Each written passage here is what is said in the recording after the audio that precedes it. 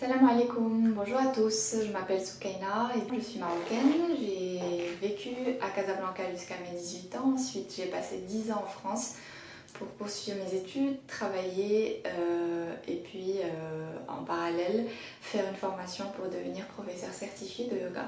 Aujourd'hui je suis installée à Dubaï et comme vous je suis confinée à la maison depuis quelques semaines.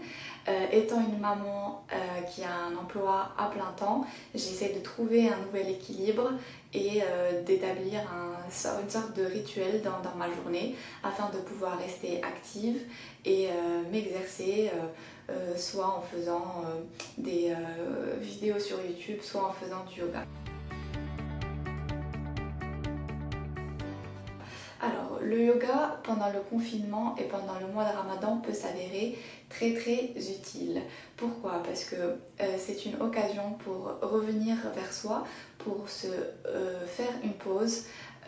L'idée même du yoga est de laisser de côté tous les parasites, toutes les pensées qui nous stressent, notamment reliées au futur, quand on se projette, on pense à quelque chose qui commence à nous faire peur, ou au contraire par rapport à des événements passés.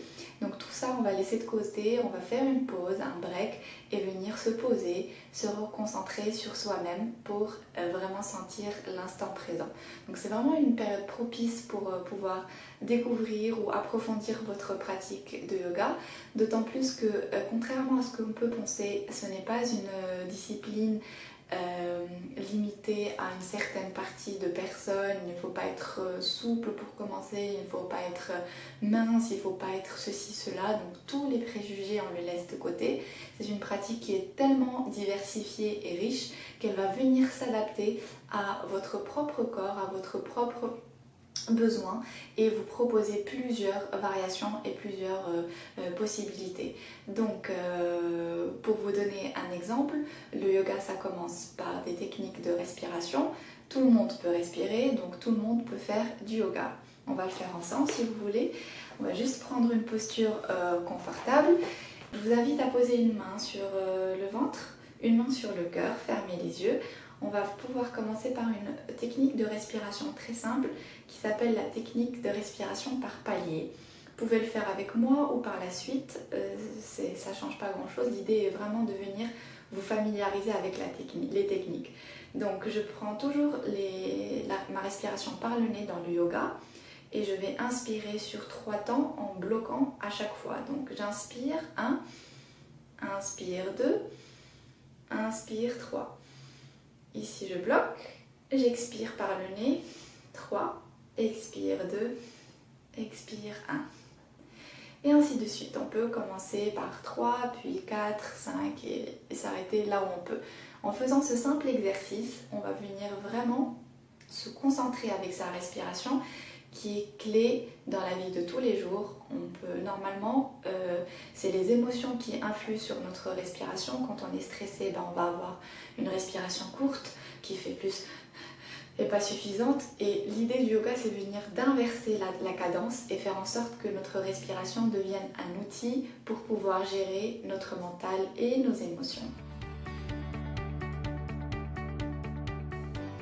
Je vais aussi vous montrer un exercice très simple que vous pouvez faire chez vous et qui va vous faire beaucoup de bien. Au niveau de la colonne vertébrale, je me mets en position de la table et à l'inspiration, j'inspire, je vais lever ma tête vers le ciel et à l'expire, je vais faire un dos rond et repousser le sol avec mes mains.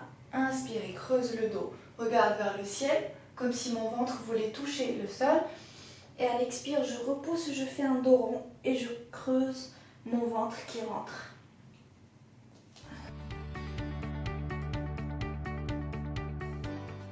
Voilà, juste pour finir, vous donner quelques petits conseils pour les personnes qui débutent et qui vont se lancer. Ça sera forcément sur YouTube ou Internet, donc le professeur ne sera pas à vos côtés pour vous corriger. Par contre, vous faites bien attention à toutes les consignes d'alignement pour éviter de vous faire mal. Deuxième conseil, n'oubliez pas de respirer, c'est vraiment très important et ce qui va faire la différence entre toutes les autres activités sportives et le yoga.